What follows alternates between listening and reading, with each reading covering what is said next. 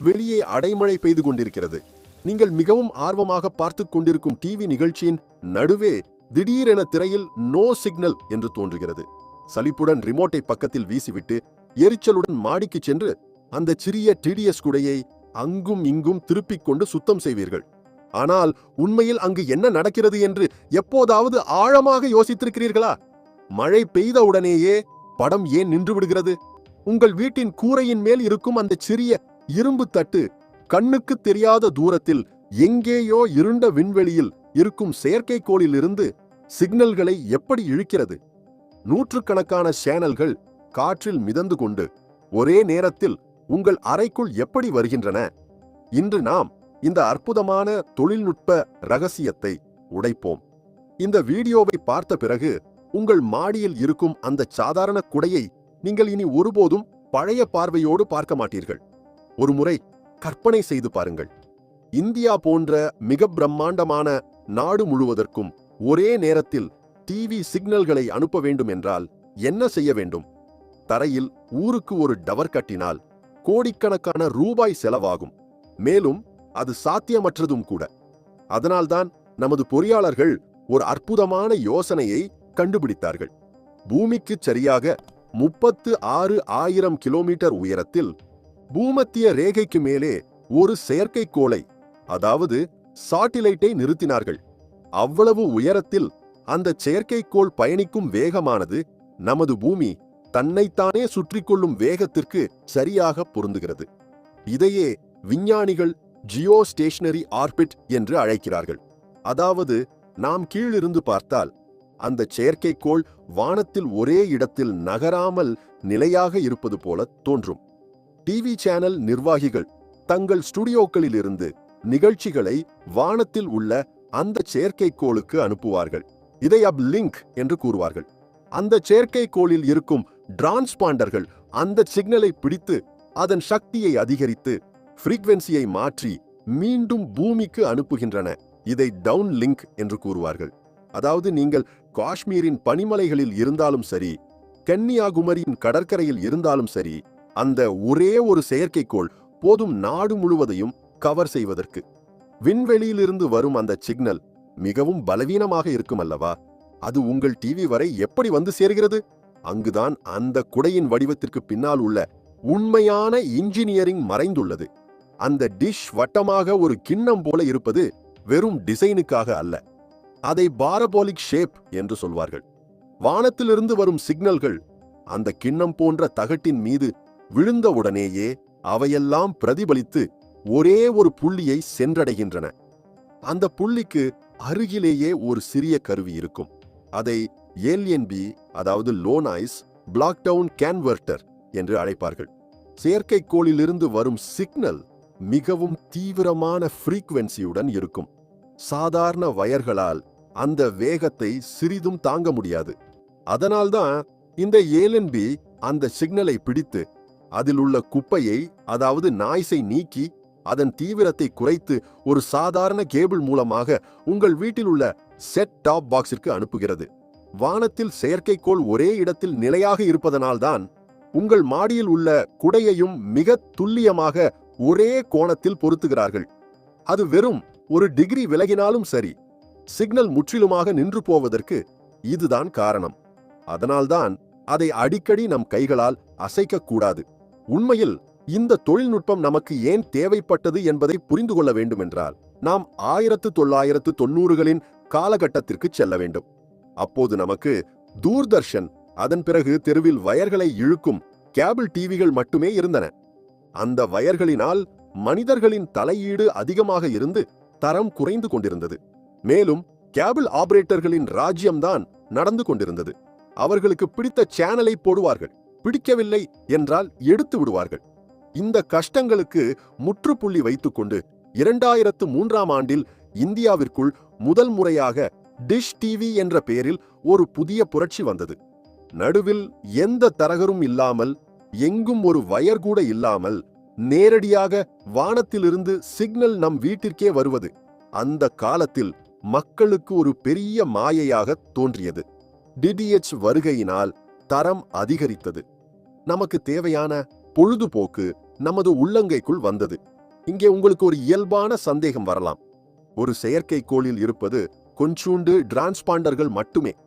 அப்படியென்றால் நூற்றுக்கணக்கான சேனல்கள் வானத்திலிருந்து எப்படி வருகின்றன? இங்குதான் மல்டிப்ளெக்சிங் மற்றும் கம்ப்ரஷன் என்ற தொழில்நுட்பங்கள் வேலை செய்கின்றன. ஒவ்வொரு சேனலின் வீடியோவையும் எம்பெக் 4 என்ற டெக்னாலஜியை பயன்படுத்தி கம்ப்ரஸ் செய்வார்கள். அதாவது வீடியோ குவாலிட்டி சிறிதும் குறையாமலேயே அதன் அளவை மிகவும் சிறியதாக சுருக்குவார்கள்.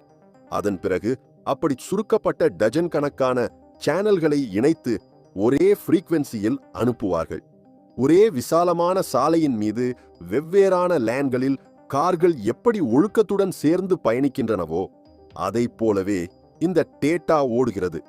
உங்கள் செட்டாப் பாக்ஸ் அந்த கூட்டத்திலிருந்து நீங்கள் ரிமோட் மூலம் அழுத்திய சேனலை மட்டுமே பிரித்துக்கு காட்டுகிறது. அதனால்தான் ஒரே குடையின் மூலமாக செய்திகள், திரைப்படங்கள், இசை, விளையாட்டுகள், பிராந்திய மொழி சேனல்கள் என அனைத்தும் ஒரே நேரத்தில் உங்களுக்கு கிடைக்கின்றன. ஆனால் ஒரு LNB-யுடன் ஒரு பாக்ஸ் மட்டுமே வேலை செய்யும். வேறு அறையில் இன்னொரு டிவி பார்க்க வேண்டுமென்றால் சிறப்பான மல்டி அவுட்புட் LNB தேவைப்படும்.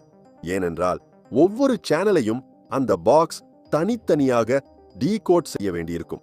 LNP-யிலிருந்து உங்க செட்டாப் பாக்ஸிற்கு வரும் சிக்னல் வெறும் டேட்டா மட்டுமே. டிவி அதை நேரடியாக புரிந்து கொள்ள முடியாது. செட்டாப் பாக்ஸ் தான் அதை பிரித்து வீடியோ ஆடியோவாக மாற்றுகிறது. ஆனால் இங்கே ஒரு அற்புதமான வியாபார மற்றும் தொழில்நுட்ப ரகசியம் உள்ளது. அந்த சிக்னலில் நீங்கள் பணம் கட்டிய சேனல்கள், கட்டாத சேனல்கள் என அனைத்தும் உங்கள் வீட்டிற்கு வந்து கொண்டேதான் இருக்கும்.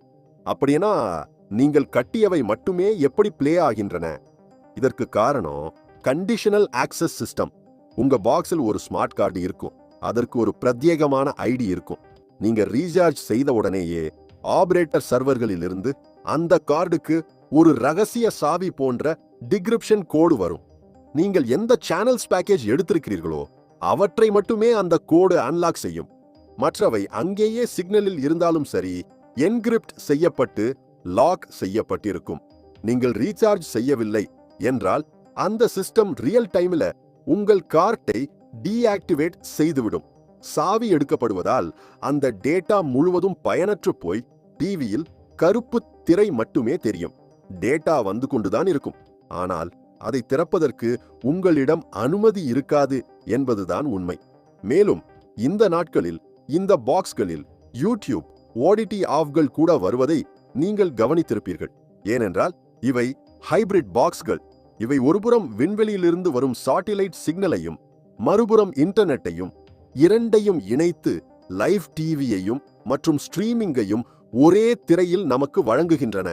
இப்போது நாம் ஆரம்பத்தில் பேசிக்கொண்ட மழை பிரச்சனைக்கு வருவோம். பெரும்பாலும் டிடிஎச் சர்வீஸ்கள் கியூப் பெயிண்ட் ஃப்ரீக்வென்சியை பயன்படுத்துகின்றன.